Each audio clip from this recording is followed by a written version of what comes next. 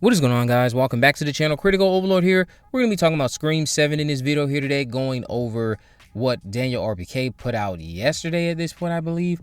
Going over a rumored report from Daniel RPK, who has been crushing it not only when it comes to the Scream scoops, but several scoops of his have been getting confirmed over the last several weeks. One scoop, I think, from today that he put out 5 months ago just got confirmed. So he's been crushing it with this stuff. Don't think he purposely puts anything out to be wrong, tries to be correct, tries to be precise. And what we're going to be talking about with Scream 7 today is related to the commentary. It seems like Scream 7, if you don't want any spoilers, obviously you should not be looking at this video. But Scream 7, surprise, surprise, shocker to no one, Scream 7 will be giving us commentary involving AI technology. That is according to Daniel RPK. Not a big shocker to anyone. And I will say this. You should expect that to tie into why they have been announcing some of these people. I think the way they've announced them has been quite calculated.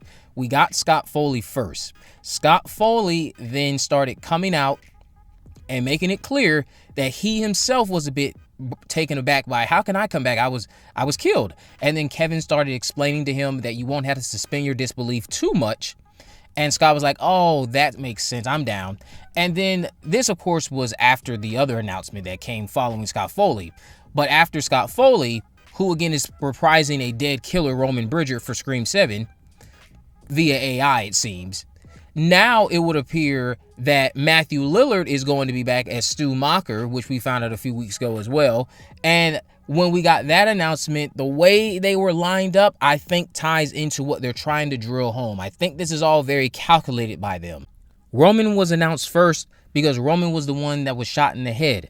Roman was the one that died the most recently compared to Stu Macher. So announcing him first, I feel, was their efforts to try to get you prepared, or at least start helping those of us who like to study every bit of information coming out about these films, helping you prepare for the reality that they are doing the same thing with Roman that they are doing with a character like Stu Macher, which is they are not bringing them back to life. They are finding ways to use dead characters. This is not the first time they have done this. They've done this with Randy Meeks. They've done it with Maureen Prescott. They've done this with Billy Loomis most recently with the last two Scream movies. So it just seems to me they're thinking of the fact that, well, you know, we've been doing this with characters for a while. People have been clamoring for Stu Macher.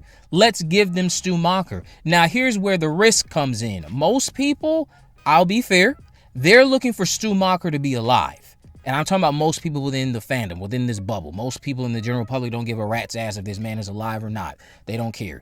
But within the bubble, what people want is for Stu Macher to be alive. So the risk they run is not giving people a satisfying usage of Stu, especially if you're not planning on making him alive, which again, they're not planning on doing that. They're not bringing this man back to life. No one has been able to explain this to me. Somebody answer this question, please. Why on earth, going into a whodunit, would you have already exposed who it is? You exposed whodunit. The problem there is, if I consider what they did with Billy Loomis in the original Scream, who was made to be quite obvious, it was so obvious that they had us doubting ourselves, and then ultimately he ended up being one of two killers because people weren't expecting there to be two. That was brilliantly handled. But with this is way more obvious. You've announced somebody who has already been Ghostface before, and you expect me to believe that you would actually reveal who done it before we get to go through the experience of finding out who done it?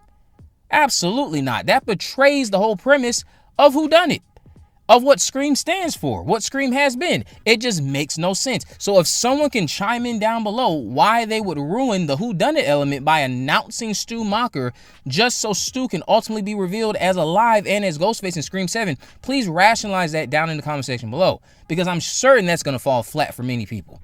That's going to fall flat. It's only going to not fall flat for anyone who I could argue just doesn't seem to care about certain things, because at least we're finally getting the Stu Macher is alive thing brought to life on the big screen. I just can't see them doing that. I can't see them ruining the surprise aspect of Scream like that. It just doesn't make any sense. You should prepare for Stu Macher to be part of this AI commentary. AI commentary, which I believe is the appropriate next step to take with this franchise in terms of social commentary, considering all this stuff people are concerned with when it comes to AI, how AI is threatening our jobs, how AI is threatening our livelihoods. And if you can tackle this in a compelling way, I'm all for it. Now, I will say this is also the risk with this commentary. How many films have been doing this lately and people just feel exhausted by all this messaging about AI? So you definitely don't want to be too preachy. You don't want to basically be heavy on the dialogue when it comes to being beaten over the head with a message as a viewer. You don't want to start telling us things we already know. Just tell an organic story about the usage of AI, people using it negatively, and the message will speak for itself. We don't need to have this overly preachy message about the freaking thing. So when it comes to how they incorporate this into the narrative, obviously the most logical route people would theorize they're going to take is going to be going down the path of Roman Bridger. Roman Bridger had this advanced technology in Scream 3 that was way above its time, ahead of its years. And now with Scream 7 tackling that yet again, it would feel a little bit more in line with where we are in society, where we are with technology, where we are with all these different progressions we've had since Scream 3 dropped 25 years ago. By the time Scream 7 comes out, what is that going to be, 26 years ago? So that's the path I can see them taking. You're going to have a Ghostface who has collected all of these different voices. They're going to be taunting Sidney. They're going to be manipulating Sidney with these voices.